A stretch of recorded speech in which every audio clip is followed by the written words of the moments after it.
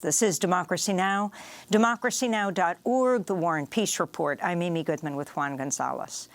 As a growing number of governments worldwide enact new limits on social media apps, we look now at bipartisan calls at home to ban one specific app here in the United States, the Chinese-owned TikTok. Last Thursday, Congress members grilled TikTok CEO Shou Zi-Chew during a 5-hour hearing on the app's ties to the Chinese government, data practices, and its effects on children's mental health. This is Democratic Florida Congressmember Darren Soto questioning Chew. So, Mr. Chew, would TikTok be prepared to divest from ByteDance and Chinese Communist Party ties if the Department of Treasury instructed you all to do so? Congressman, I said in my opening statement, I think we need to address the problem of privacy. I agree with you. I don't think ownership is the issue here. With a lot of respect, American social companies don't have a good track record with data privacy and user security. I mean, look at Facebook and Cambridge Analytica, just one example. This comes as a bipartisan group of U.S. senators has introduced the RESTRICT Act, which stands for Restricting the Emergence of Security Threats That Risk Information Communications Technology Act, which would allow the federal government to potentially ban technology from countries the U.S. considers to be adversaries, including China. Meanwhile, Democratic Congressmember Jamal Bowman of New York has been a leading opponent of a TikTok ban. So we're talking about free speech for everyday Americans. We're talking about small business owners who use TikTok to grow their business. And my question is, and we're going to pivot to the other part of the conversation, why the hysteria and the panic and the targeting of TikTok? As we know, Republicans in particular have been sounding the alarm, creating a red scare around China. Congressman Bowman has been joined by New York Congressmember Alexandria Ocasio-Cortez, who laid out her concerns in a video she posted on TikTok after opening her first account on the app. Usually when the United States is proposing a very major move that has something to do with significant risk to national security, one of the first things that happens is that Congress receives a classified briefing. And I can tell you that Congress has not received a classified briefing around the allegations of national security risks regarding TikTok. So why would we be proposing a ban regarding such a significant issue without being clued in on this at all? It just doesn't feel right to me. For more, we're joined in New York by Julia Angwin, investigative journalist formerly with ProPublica, contributing opinion writer at the New York Times, where her latest guest essay is headlined, How to Fix the TikTok Problem.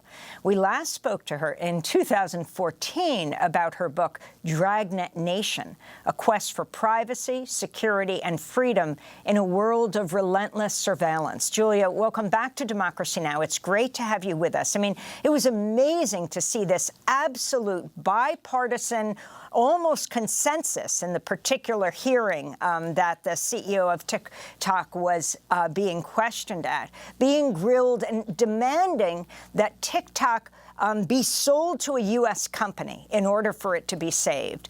Talk about what Bowman said, what AOC has said, and what you think are the major concerns here. Thank you so much for having me on. It's great to be here. And I have to say, it was amazing to watch Congress finally taking privacy seriously, but only for one app, right? So I have been writing about privacy issues. I published my book almost a decade ago, and people have been trying to get Congress to pass a federal privacy law that would protect our data on all of our apps and all of the different ways that we are mediated by technology. And we're one of the only Western nations that has not passed such a bill.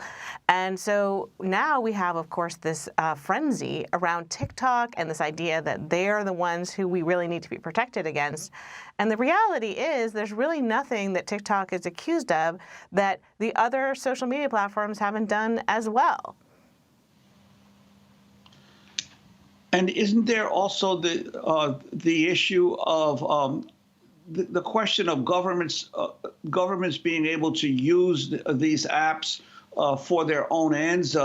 I would assume that anything that China can do, the Chinese government can do with TikTok, the U.S. government can do with the American social media apps that are spread around the world. I mean, it's a really good point that all of these social media platforms can and have been manipulated and censored by governments, right? And so most recently, the most recent example we've seen of this actually was that there's a Twitter employee who recently was just convicted of spying on Saudi dissidents on behalf of the Saudi government. And so he uses access as an employee in order to spy on Twitter users. And, you know, Google over the years has said that they have dismissed more than a dozen employees for misusing data about Google users. And so we've seen that this kind of thing can happen at all of the platforms. It's also true that you don't have to own a platform in order to misuse it, right? So in the 2016 election, we know that Facebook was basically used by Russian propagandists to spread misinformation. We know that Facebook's platform was used by the Myanmar government to spread lies and hate against the Rohingyas, which then led to a genocide. We know that Facebook's platform was used by people organizing the Capitol insurrection on January 6th, and that Facebook didn't stop that. And so we know these platforms can be misused. And there's no question that China could also, of course, try to misuse the TikTok platform. But what's interesting is that TikTok has proposed a plan that would wall off U.S. data from China's access. It basically has said to the government, we would store all of our data about U.S. users at Oracle, a U.S. company, and we would actually submit to oversight by the Treasury-led Committee on Foreign Investment in the U.S. So essentially that committee would be able to inspect their algorithm to see if they're promoting disinformation from China or any other state, and also would be able to inspect to make sure that the data about U.S. people is not being transmitted back to China. That's a level of control and state control over an app that we haven't seen before, and also is way more oversight than any of the other social media platforms have been exposed to.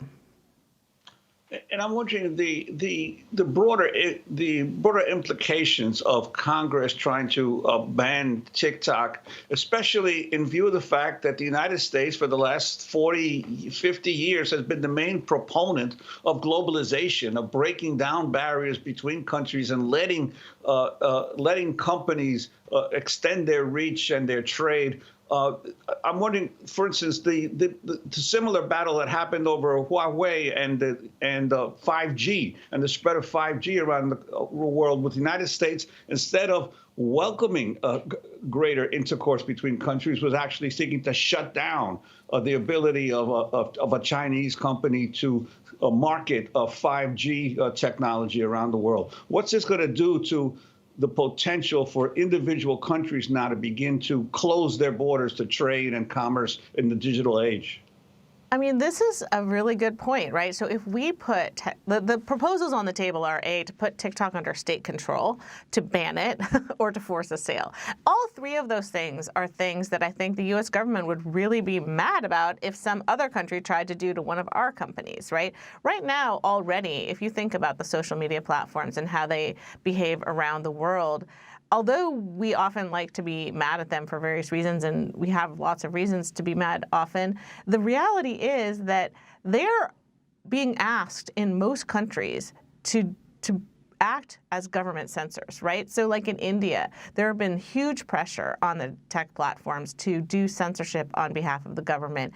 And some of that censorship, the companies have argued, is illegal, right? And so they are actually out there fighting for their users to have free expression. And that's true in a lot of countries. These companies actually spend a lot of time fighting with the governments to try to make sure their platforms can be a place where everyone has a voice.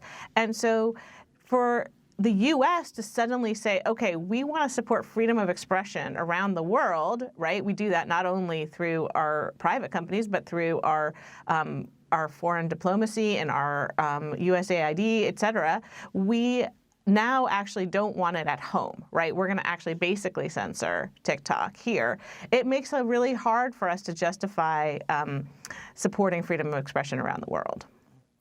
So let me ask you about other parts of the Restrict Act, which is co-sponsored. I mean, all of this is bipartisan in a time when the Congress couldn't be more partisan. But on going after China on this, you've got Senator Thune and you've got Senator Warner and, of course, others that are co-sponsoring. So we know that that they want TikTok to be sold to a U.S. company. But can you talk about other aspects of Restrict Act? Is it true you could face a $1 million fine if you access TikTok? And also, what does this say about restricting VPNs? And explain what they are. Yeah, so the Restrict Act is basically this bipartisan bill that has come about because the White House apparently believes that they don't actually have the legal authority to ban TikTok. So they were floating this ban and then realized that they needed the legal authority. So this bill, as far as I understand it, is actually meant to give them that legal authority that they don't feel like they have right now. And so it empowers the Commerce Department to do some evaluations of different apps and to see what their risks are, and then to take different measures to counteract them, including a ban. And so I think that the fact that it's bipartisan supported is a sign of how united Congress is right now. I mean, I've never seen the Dems and Republicans on the same side so aggressively as on this particular issue. And it really is interesting because they're not united on privacy as a larger issue, right? Like the privacy bills have not moved, but this issue, which is more, I think, a China issue than a privacy issue, right? The reality is the reason they're united is because everyone sees political capital in uniting to fight against the China threat, right? Now, you asked me about VPNs. VPNs are virtual private networks. So basically, it's something you would put on your phone in order to route around your internet provider. It's often used in places like China where the government is censoring internet traffic, and it's a way to try to circumvent that censorship. And so it's interesting that you would think of restricting that when, in fact, that's something we tend to export to other nations in order to promote freedom of expression. And could you talk a little about the difference in approach to dealing with social media and technology by the European Union versus what the kinds of legislation that Congress is considering?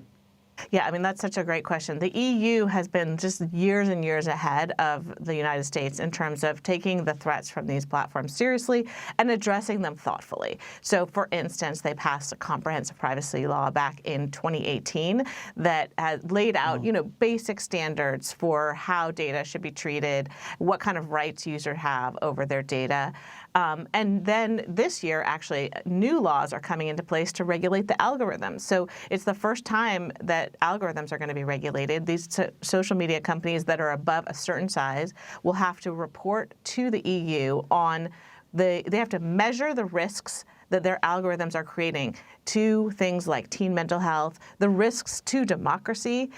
These are really big and important questions that the companies have to answer. Then they have to show how they're going to mitigate those risks. And that is something that is a really creative way to try to approach this issue without censorship. So the idea is the EU is not saying, like, we've decided that this is a bad thing for democracy. They're saying you need to measure that risk. It's on you to show how you're promoting democracy and how you're not allowing for authoritarianism. And so I think it's an interesting experiment, and the U.S. hasn't done any of that, right? Like, we are nowhere near regulating algorithms. We haven't set a basic privacy law, and, the templates are out there. I will say this, though. California has passed a really strong privacy law that basically emulates the EU law. And so in California, there is actually a strong privacy law that goes into effect this year. And so we are finally catching up on the California level, but of course, Congress has been threatening to preempt that law with something weaker. So we may not actually get to keep that. We only have about 30 seconds, Julia, but especially for young people. It is critical, especially for young people on mental health issues, the increase in suicide. What exactly can be done? And as with other issues that you're raising, can the companies really regulate themselves? Right. I don't think the companies can regulate themselves. We've had decades of them pretending to regulate themselves, and I think we have pretty clear evidence that that's not working. So I do think we need to collectively as a society determine what our important goals are and force them to do it. And I think teen mental health is one where, A, there's not enough research on exactly what is causing the teen mental health problems and how much social media plays in. And two, we haven't put any laws in place to sort of enforce the companies to take that issue seriously. Julia Angwin, investigative journalist, will link to your new article, How to Fix the TikTok Problem, author of Dragnet Nation, A Quest for Privacy, Security, and Freedom in a World of Relentless Surveillance.